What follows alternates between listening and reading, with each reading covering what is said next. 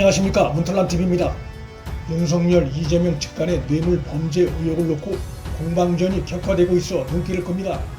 윤석열 측이 이재명의 성남FC의 뇌물성 협찬 의혹을 제기하자 이재명이 반박했고, 그러자 다시 윤석열 측이 이를 재반박했습니다. 최근 갑자기 그 강도가 거세지고 있는 양측의 이러한 공방엔 다양한 정치적 목적이 배경에 깔려 있는 것으로 볼 수 있습니다. 윤석열 측에서 이재명의 뇌물 범죄 혐의 그 자체를 지적하는 의도도 있고, 또 한 가지는 대선 구도를 윤석열 대 이재명 구도로 끌고 가려는 복합적인 의도가 엿보입니다. 이낙연 지지도가 하락할수록 윤석열 지지도가 상승하는 현상이 나타나는 추세에서 구도를 윤석열 대 이재명 구도로 끌고 가는 것이 선거 전략상 유리하다는 판단을 했을 수 있습니다. 지지도 면에서 큰 차이가 나는 이낙연을 공격해 윤석열 대 이낙연 구도를 만들어낼 필요가 없는 것입니다. 아울러 드러내놓고 말은 안 하지만 대선 본선에 가면 각종 네거티브 공방이 치열해질 텐데, 이재명은 여배우 스캔들 등 각종 의혹 덩어리인 만큼 상대하기 수월하다는 전략적인 계산이 깔려 있을 수 있습니다. 하지만 중요한 것은 이재명의 성남FC를 통한 제3자 뇌물 의혹과 윤석열 부인 김건희 씨의 코바나 콘텐츠 전시회 통한 뇌물 협찬 의혹 중에 어느 쪽이 진짜 범죄인가입니다. 윤석열의 경우 기업의 협찬금 중에 일부는 아내 김건희 씨에게 들어갔지만, 협찬금 모금은 기본적으로 행사 주최자인 언론사의 몫이었고, 아내 김건희 씨는 행사 주관자 위치였습니다. 이재명의 경우는 본인 호주머니로 협찬금이 들어간 것은 아니지만, 그가 대선을 노리는 정치인으로서 성남FC 구단주 신분이었고, 구단 운영 자체가 그의 정치 행보와 직결돼 있어 기업들의 협찬으로 정치적 이득을 본 상황입니다. 더욱이 협찬한 기업들에게 행정 편의를 제공한 의혹도 불거져 있습니다. 윤석열 후보 측은 이재명이 관내 기업들로부터 광고비를 유치한 것이 K스포츠재단의 뇌물수수와 구조적으로 유사하다면서 제3자 뇌물수수 의혹을 제기했습니다. 이에 이재명은 윤 전 총장이 무능하고 악의적인 특수부 검사라고 비난하며 성남FC의 후원금 소득은 모두 성남 시민들에게 돌아가는 것이고, 미르 K스포츠재단 사건의 경우 최순실을 위한 것이라고 반박하고 있습니다. 그러나 이에 대해 윤석열 캠프는 7일 다시 이재명 해명의 허점을 파고들었습니다. 이재명이 성남FC 운영에 관해 사적, 정치적 이해관계가 있었으면 분명하다며 스스로 2016년 인터뷰에서 성남FC를 통해 정치적 야망과 이익을 얻고 있다고 밝혔다고 지적했습니다. 이어 성남시장이 기업들에게 현안 해결을 빌미로 성남FC를 후원토록 했는지가 쟁점이라면서, 이재명은 그게 무슨 문제냐고 하니 사실관계는 인정한 것으로 보인다고 지적했습니다.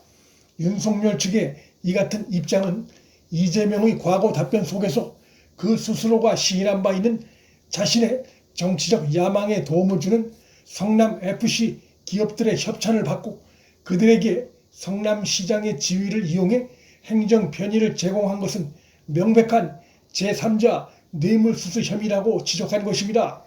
당시에 네이버, 두산건설, 농협, 차병원, 현대백화점, 알파돔시티가 성남FC의 후원금 명목으로 무려 161억 5천만 원 가량을 이재명이 성남FC 구단주 시절 지원한 사실이 드러나 있습니다. 윤석열 법률팀의 지적대로 차기 대선을 노리는 후보 중 한 명이었고, 행정 편의를 제공할 수 있는 성남시장 위치가 아니었다면 성남FC에 기업들이 수십억의 협찬을 제공하는 일은 상상하기 어렵습니다. 결국 이에 대한 수사 결과에 따라 이 사건 관련한 이재명의 운명이 영향을 받을 것으로 보입니다. 기업들의 협찬금 수수 집행 관련해 윤석열과 이재명 양측의 중대한 차이점은, 이재명은 구단주로서 광고비를 직접 받는 위치에 있었고 윤석열 아내 김건희는 전시회 행사 주관자 신분이었으며 광고비는 행사를 주최한 언론사들이 받은 경우입니다. 또 하나의 차이점이라면 이재명은 혜택을 줄 수 있는 위치에 있었고 실제로 기업들에게 혜택을 준 의혹이 드러나고 있고 김건희 경우는 협찬한 기업들에게 혜택을 줬다는 어떠한 증거도 드러난 게 없습니다. 이재명 측에선 당시 윤석열이 서울중앙지검장 위치에 있었고 따라서 미래에 혹시 있을지 모를 상황에 대비한 기업들의 보험금일 수 있다는 억지스러운 주장을 하고 있습니다. 김건희 씨의 전시회 행사는 윤 전 총장이 서울중앙지검장으로 임명되기 훨씬 오래 전부터 있어왔던 것입니다. 수사에 시간이 장기간 소요되고 있는 것은 양측이 비슷하지만 이재명은 현재 경찰 수사 단계에 있고 김건희는 검찰이 직접 수사 중에 있습니다. 그것도 검찰 내의 반윤석열 검사들이 정권의 사실상의 지휘 감독 하에 취미에 의해 박범계에 들어서까지 1년 가까이 수사를 벌이고 있습니다. 하지만 김건희 범죄 혐의 관련한 어떠한 단서도 찾아내지 못하고 있습니다. 윤석열 측의 이재명 뇌물수수 의혹 제기는 본선 대비용 성격도 있습니다. 본선에서 이재명과 여당이 윤석열 아내의 협찬금 의혹을 다시 무리하게 제기할 가능성이 있는데 그 경우 이재명의 성남FC 뇌물 의혹으로 되받아칠 것으로 예상됩니다. 또한 윤석열 측의 거듭된 문제 제기가 현재 이재명 사건을 수사 중인 경찰의 수사 동력에도 힘을 불어주는 효과가 있을 것으로 예상됩니다. 경찰이 권력의 눈치를 보지 않고 제대로 수사할 의지만 있다면 유력 후보의 이러한 문제 제기로 언론의 관심도가 높아질 경우 수사를 진행해 나감에 있어서 적지 않은 힘이 될 수 있습니다. 한편 이재명이 경기도 지사직을 계속 수행하면서 대선 운동을 하고 있는 것이 또 다른 논란이 되고 있습니다.